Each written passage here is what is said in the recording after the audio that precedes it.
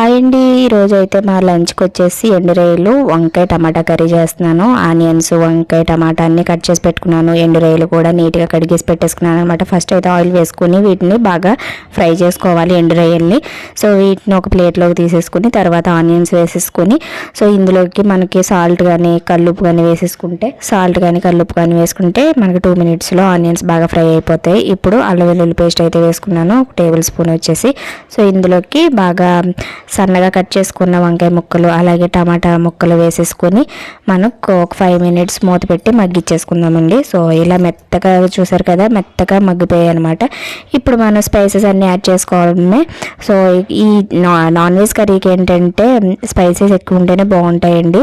ఇంకా నేను చికెన్ మసాలా కొద్దిగా వేసుకున్నాను, కారం వేసుకున్నాను, కొద్దిగా పసుపు వేసుకొని ఇంకా కొంచెం వాటర్ వేసుకుని ఎండు రొయ్యలు వేసుకొని ఒక 5 minutes పెట్టుకుంటే కర్రీ అయితే రెడీ అయిపోతుంది. చాలా బాగుంటుంది. వేడి వేడి రైస్లో తింటే సూపర్.